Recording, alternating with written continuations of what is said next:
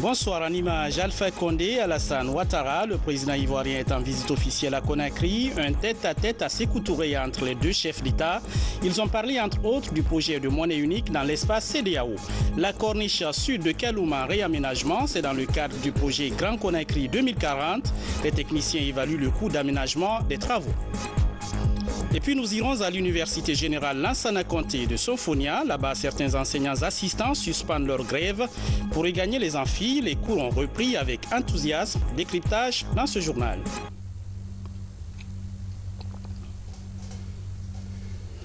Bonsoir, merci de regarder la télévision nationale. Ce qui concentre l'attention ce soir, visite à Conakry du président ivoirien Alassane Dramane Ouattara et Alpha Condé souhaitent intensifier les relations entre la Côte d'Ivoire et la Guinée. Le président guinéen a accueilli son hôte dans la matinée à l'aéroport de Conakry-Bessia. Isidore Gonona Nanamou de Tunkarata revient sur le cérémonial d'arrivée du président ivoirien.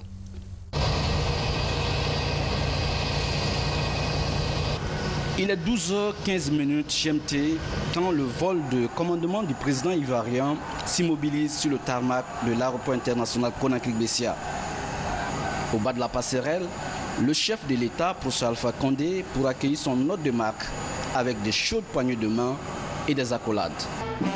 Après le salut aux couleurs nationales et la revue des troupes, les deux chefs d'État ont salué respectivement le commandement militaire, les présidents des institutions républicaines, les membres du gouvernement et le corps diplomatique accrédité en Guinée. La forte communauté ivoirienne résidant à Conakry était présente pour dire à Kouaba bonne arrivée au président Alassane Dramane Ouattara en Guinée. Cette visite officielle du président ivoirien s'inscrit dans le cadre du raffermissement des relations d'amitié et de fraternité entre Conakry et Abidjan. Alassane Dramane Ouattara et son frère Poussa Alpha Condé, président en exercice de l'Union africaine, entendent mettre à profit ces séjours de travail pour faire le tour d'horizon des grandes questions dont les enjeux intéressent les deux pays respectifs, mais aussi et surtout l'Afrique. Après la case présidentielle de l'aéroport Bessia, Poussa Alpha Condé et son hôte ont pris le chemin du centre-ville.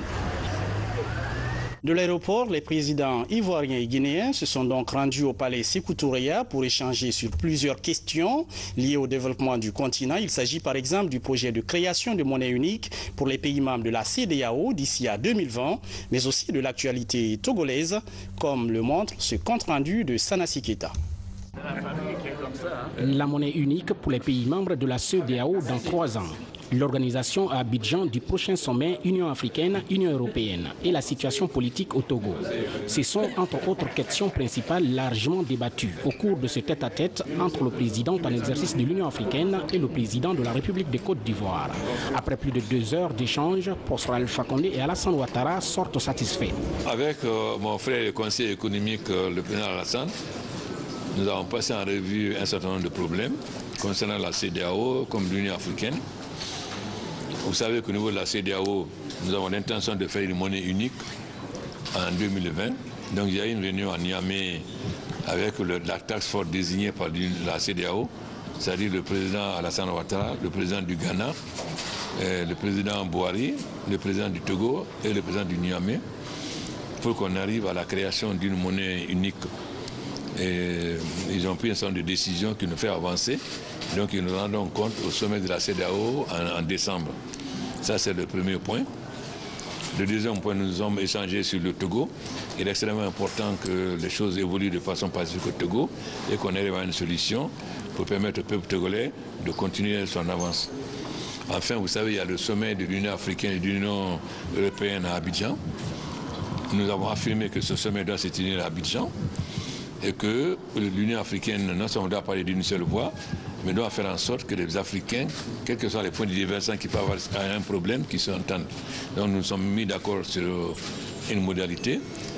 Le sommet est organisé par l'Union africaine. L'Union africaine, la commission de l'Union africaine va inviter les différents membres de l'Union africaine et la Côte d'Ivoire va prendre les dispositions pour que chacun ait leur visa. Et nous verrons maintenant sur place pour que tout se passe très bien sans qu'il y ait d'incident. Et le président Alassane a tout mon soutien en tant que président de l'Union africaine. La mission permanente de la République de Côte d'Ivoire auprès de l'Union africaine présente ses compliments à la Commission de l'Union africaine et voudrait communiquer ce qui suit. la mission permanente voudrait réaffirmer l'engagement de la Côte d'Ivoire en tant que pays hôte du 5e sommet prévu à Abidjan le 29 et 30 novembre 2017, à ne ménager aucun effort en collaboration avec la Commission, avec le soutien de l'ensemble des États membres de l'UIA, pour faire de ce sommet un succès. Il s'agit dans ce contexte de faire avancer le partenariat stratégique qui lie l'Afrique à l'Europe, ainsi que l'agenda de l'Union africaine. À cet égard, la mission permanente voudrait réitérer l'engagement de la Côte d'Ivoire en concertation avec la Commission à faciliter la participation de tous les États membres de l'Union à ce sommet en application de décisions pertinentes de l'UIA. À cet effet, fidèle à la tradition d'accueil et de solidarité de la Côte d'Ivoire, les autorités ivoiriennes compétentes prendront toutes les dispositions pratiques nécessaires. La mission permanente serait grée à la Commission de bien vouloir circuler cette note à l'ensemble des États membres de l'Union africaine. La mission permanente de la République de Côte d'Ivoire auprès de l'Union africaine saisit cette occasion pour livrer à la Commission de l'Union africaine d'assurance et sa très haute considération. Donc, en tant que président de l'Union africaine, je prends acte de cette décision et je l'approuve. Donc, nous allons transmettre cela à tous les États membres de l'Union africaine. En aucun cas, vous savez, lorsque le Maroc devait adhérer à l'Union africaine, on a dit que ça va faire éclater l'Union africaine. L'Union africaine n'a pas éclaté. Ce sommet ne fera pas éclater l'Union africaine. Nous allons démontrer que les Africains ont aujourd'hui mûrs et quelles que soient les divergences, nous allons marcher ensemble pour l'avenir de l'Afrique. Ce sommet sera un succès. Et ceux qui prétendent le contraire seront déçus. Des questions bilatérales entre Abidjan et Conakry ont été également discutées au cours de cet entretien. Je voudrais remercier mon aîné, mon ami, mon conseiller politique,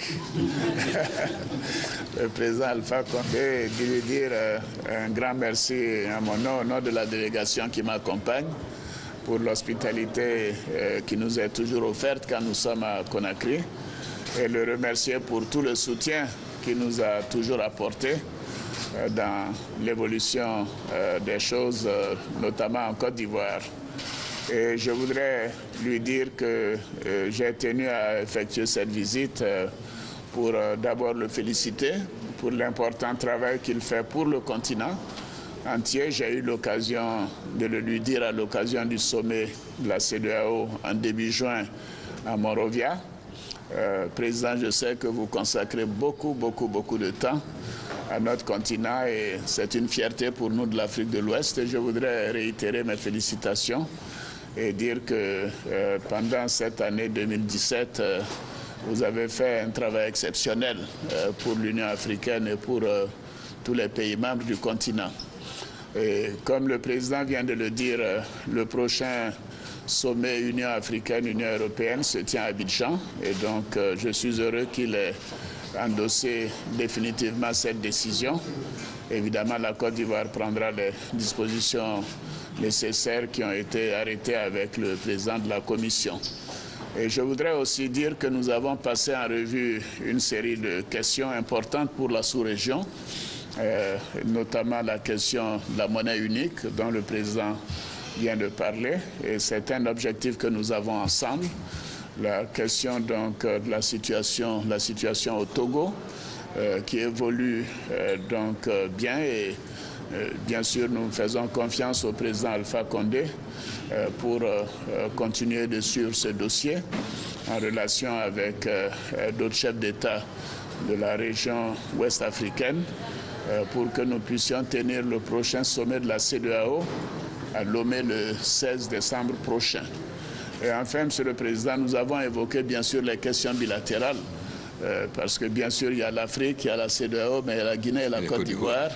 Et nous avons longuement échangé sur la meilleure manière de renforcer notre coopération. Et je fais confiance au président Alpha Condé et je vous dis, Président, vous pouvez me faire confiance pour que nous puissions continuer de marcher ensemble et accélérer tous les projets que nous avons arrêtés. Je vous remercie encore de votre confiance et de votre hospitalité. Merci beaucoup. Merci. Merci beaucoup.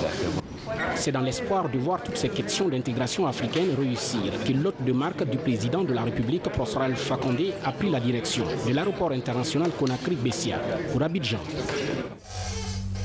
Le Conseil ordinaire des ministres s'est tenu ce jeudi à Sékou Touréa. Plusieurs questions d'intérêt national sont abordées, notamment l'amélioration des retombées minières pour les communautés riveraines. Un projet de décret est examiné par le Conseil. Le point avec Bernard Tondino. Ils sont tous au rendez-vous. Les membres du gouvernement autour du chef de l'État pour débattre des questions de la nation. La séance s'ouvre par les instructions du président de la République. Professeur Alpha Condé ordonne l'accélération du traitement des dossiers en cours dans certains départements ministériels. Monsieur le Président de la République a demandé au ministre des Mines et de la Géologie de poursuivre la vérification des véritables bénéficiaires des retombées de la politique de contenu local dans les zones minières. Le chef de l'État a exigé la prise en compte des normes environnementales lors de la mise en œuvre des nouveaux projets miniers. Il a notamment insisté sur la préservation de la qualité de vie dans les agglomérations et la construction de voies contournantes. Le chef de l'État a instruit les ministères concernés de renforcer les capacités du génie militaire et de l'impliquer dans la réalisation d'un certain nombre de travaux publics. Le président de la République a invité les ministères en charge de l'administration du territoire et de la sécurité à accélérer les travaux préparatoires au processus de délivrance des actes d'état civil et de la carte nationale d'identité.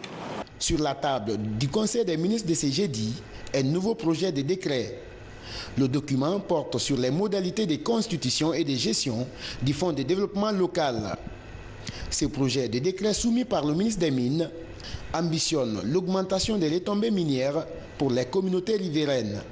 Le ministre a souligné que la définition des modalités d'utilisation de la contribution pour le développement local et des règles de fonctionnement du Fonds de développement local sera un atout majeur dans l'atteinte des objectifs de la RSE, la responsabilité sociétale des entreprises. L'arrêté conjoint relatif à la mise en place du comité d'appui à la gestion du Fonds de développement économique local, annoncé dans le projet de décret, a déjà prévu entre autres la composition du comité, une clé de répartition du fonds et un secrétariat permanent chargé d'accompagner le comité tout en respectant l'autonomie des collectivités locales dans l'élaboration des projets de développement local.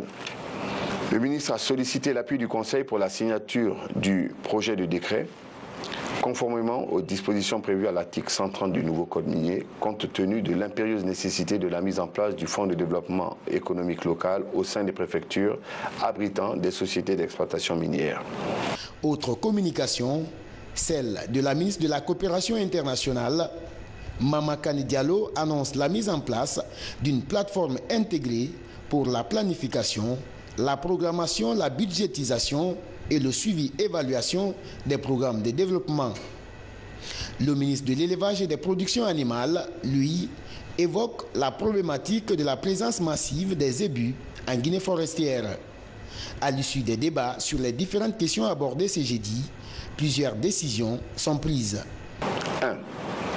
Le Conseil adopte le projet de décret portant modalités de constitution et de gestion du Fonds de développement économique et local, sous réserve de la prise en compte des observations. Il invite le ministre des Mines et de la Géologie à se mettre en rapport avec le secrétaire général du gouvernement pour la mise en forme juridique du texte. 2. Le Conseil approuve l'avenant numéro 2 à la Convention de base pour l'exploitation des gisements de bauxite de Koumbia à Gawal, signé le 6 août 2010 entre la République de Guinée et la société Alliance Mining Commodities Guinée. 3.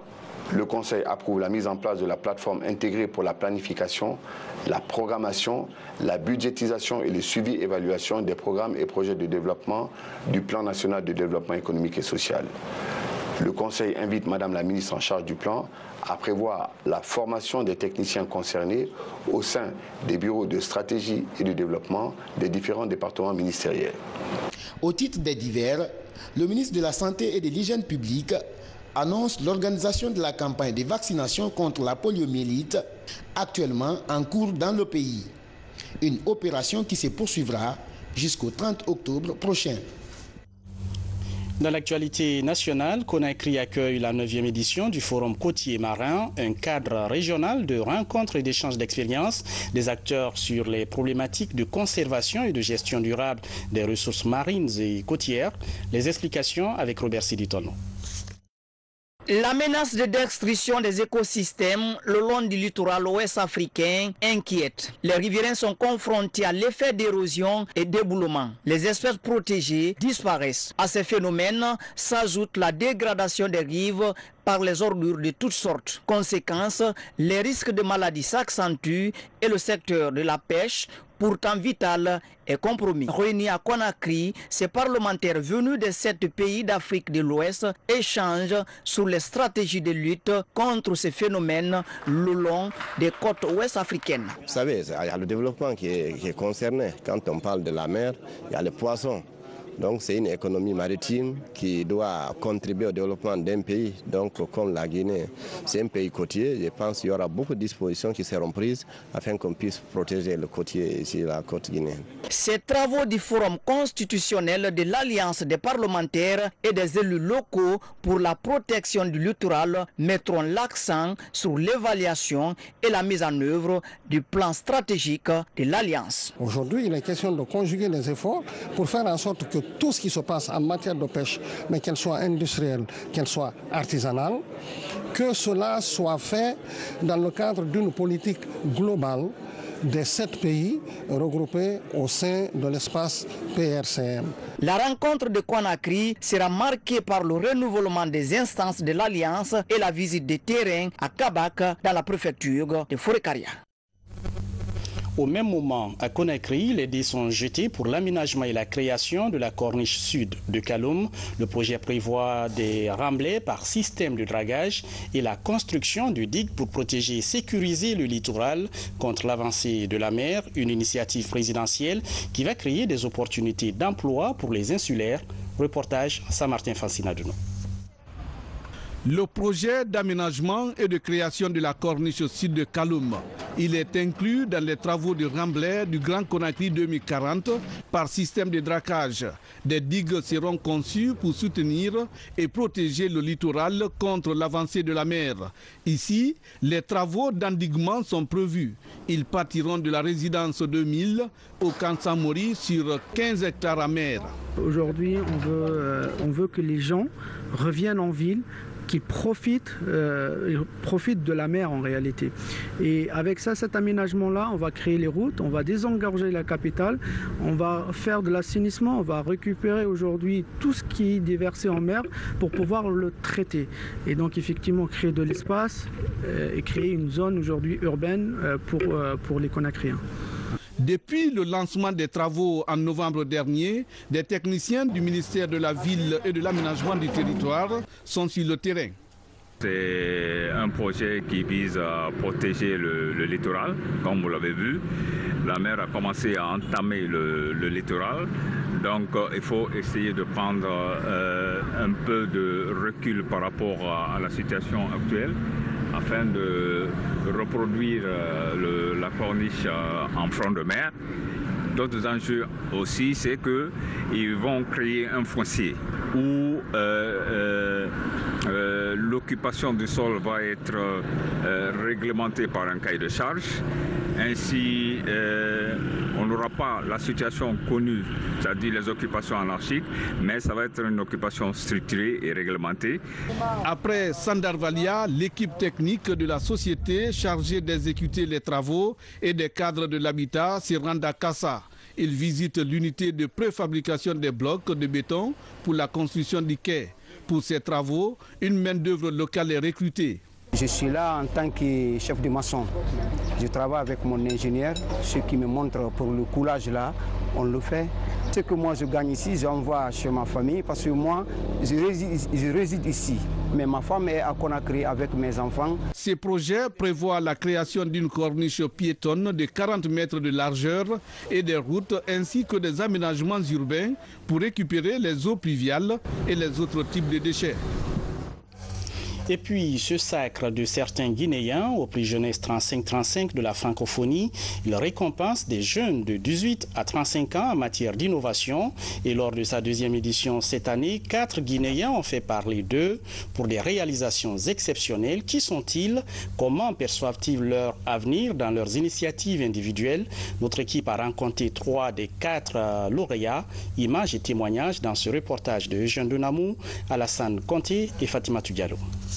La trentaine, Tcherno Ibrahim tient un projet ambitieux, faire de la Guinée une destination dans le domaine du numérique en Afrique. En mai dernier, le jeune informaticien a lancé l'événement Conakry Digital Day. Un concept qui se fixe pour défi de valoriser les start-up guinéennes dans un pays où l'esprit d'entreprise se développe chez les jeunes. L'initiative lui a permis de décrocher à Abidjan le prix 35-35 de la francophonie dans la catégorie entreprise et entrepreneuriat. Je voudrais bien qu'un jour ou l'autre qu'on dise que tous les pays africains et les pays occidentaux, d'accord, arrivent à se rencontrer en Guinée, parler du développement du digital. C'est mon objectif dans les 10-15 prochaines années. À Abidjan, Thierno n'était pas le seul à porter haut le drapeau guinéen. 3 autres jeunes se sont fait remarquer pour leur esprit d'entrepreneuriat. De retour à Conakry, ils veulent conjuguer leurs efforts pour soutenir l'emploi jeune. Abdourahmane Baldé est l'un des lauréats guinéens du 35-35 d'Abidjan. Il a remporté le prix plaidoyer et société civile. Donc pour la catégorie plaidoyer et société civile, la Guinée a obtenu le premier prix.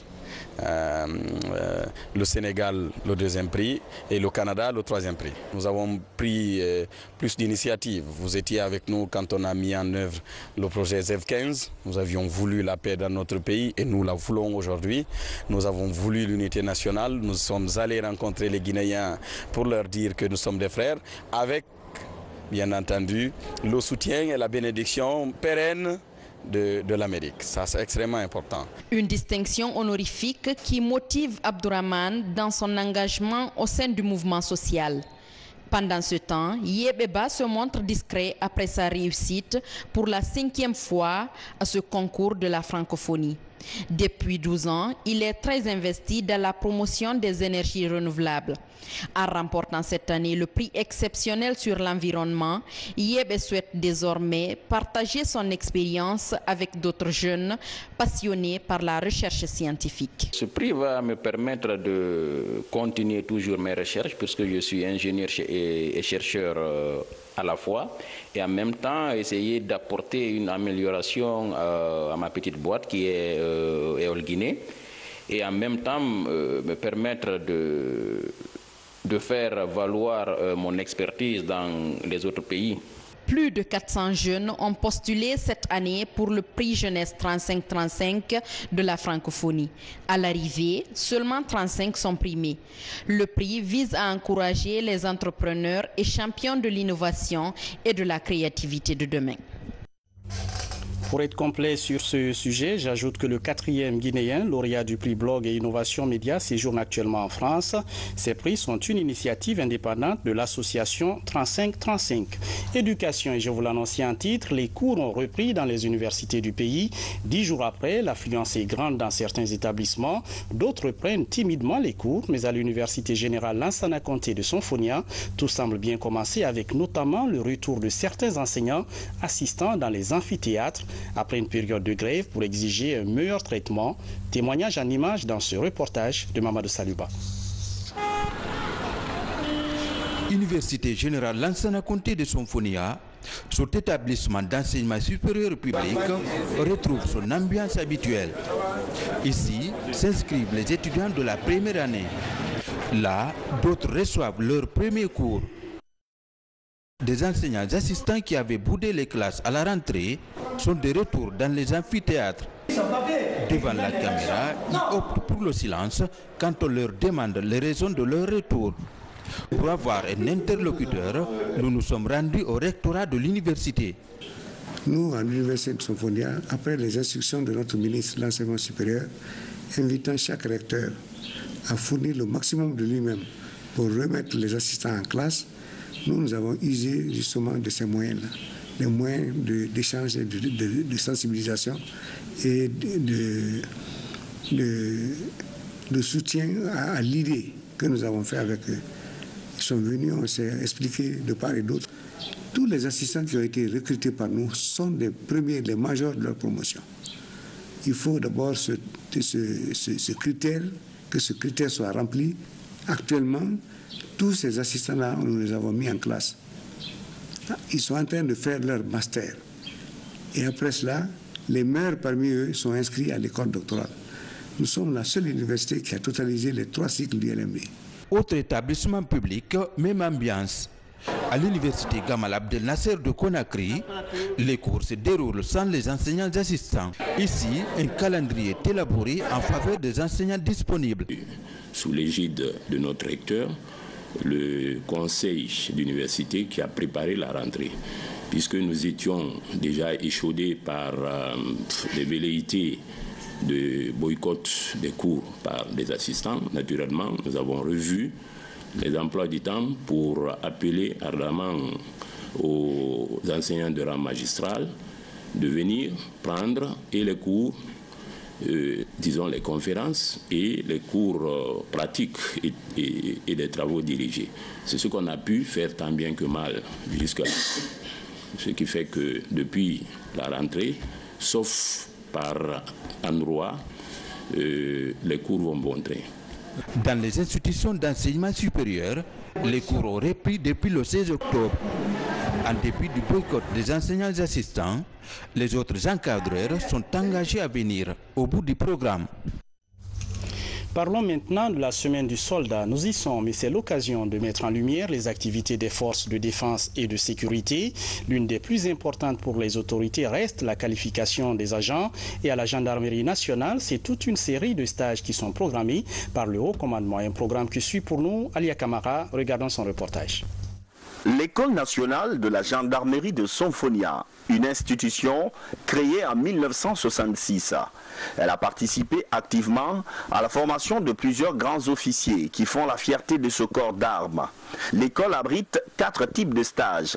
La 16e promotion des officiers de police judiciaire, la 4e des commandants d'unité de la gendarmerie territoriale, la 3e promotion du diplôme de qualification supérieure et la 2e des directeurs d'enquête. Ces stages ont permis de changer quelques habitudes. Un stage permet de comprendre les nouvelles méthodes de travail.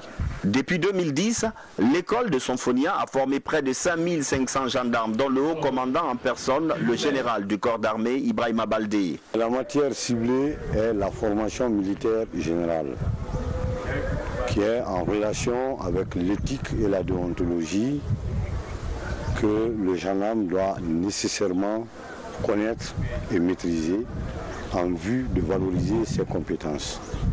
J'étais principalement sur la réforme des forces de défense et de sécurité déclenchée par le président de la République suite à son élection en 2010.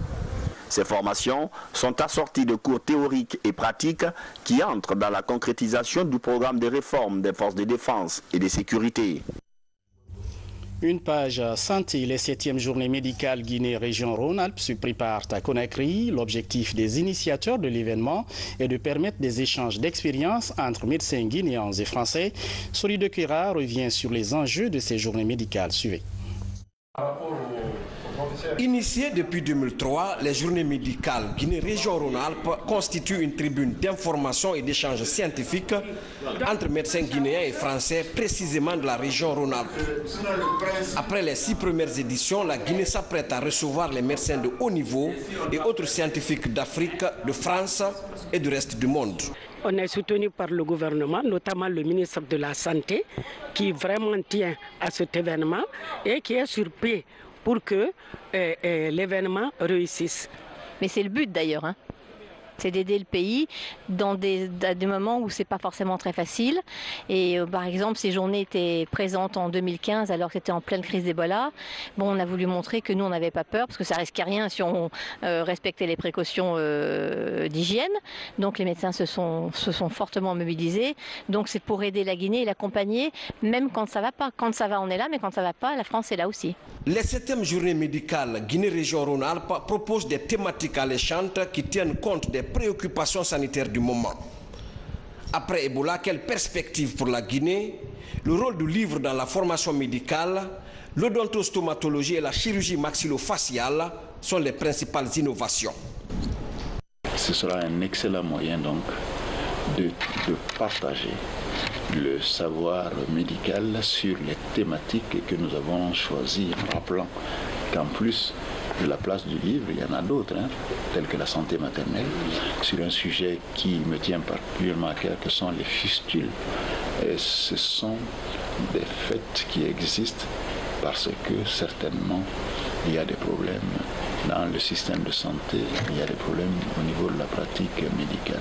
Les journées médicales Guinée-Région-Rhône-Alpes constituent la meilleure approche de développement, d'amélioration et de pérennisation des pratiques médicales entre la France et la Guinée. Elles constituent l'un des maillons essentiels de la vieille coopération entre les deux pays.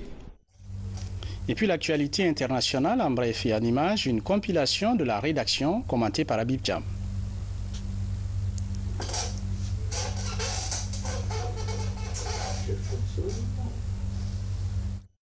Dont certains partisans bloquaient même l'accès au bureau de vote, ce qui a déclenché des heurts avec la police. Des échauffourées entre policiers et opposants ont éclaté dans des bidonvilles de Nairobi, Kibera et Matar, ou dans d'autres villes de l'Ouest, Sia et Homa Bay. Face au climat délétère, le scrutin a été reporté à samedi dans certaines circonscriptions. Au Brésil, le président Temer échappe à nouveau à un procès pour corruption. Mercredi, c'est le vote des députés qui a levé l'hypothèque du procès de Michel Temer pour corruption. En réaction, quelques centaines de militants de gauche ont manifesté dans la soirée à Sao Paulo. Les Thaïlandais agenouillés et en pleurs disent adieu au roi. Plus de 200 000 Thaïlandais étaient massés jeudi 26 octobre, selon les autorités, le long du tracé du convoi funéraire du roi de Thaïlande. Pour nombre d'entre eux, dont beaucoup ont passé la nuit dans la rue, le roi Bhumibol était le père de la nation. Enfin, une centaine de pangolins vivants sont saisis sur un bateau de pêche en Indonésie. Le trafic de ces animaux protégés s'accentue en Asie du Sud-Est. Voilà, c'est la fin de ce journal. Merci à la régie, au cadreur Mamadouba Bangoura, Soriba Bangoura, Antoine Makolé, au réalisateur Christophe Conté, Alpha Issiagaba et à toute l'équipe de la rédaction, ainsi qu'à nos téléspectateurs, notamment de Dalaba, Labi, Koundara et Lille. Demain, vous serez avec Medine Magbaye Konaté dans Guinée Info. Bonsoir et à très vite.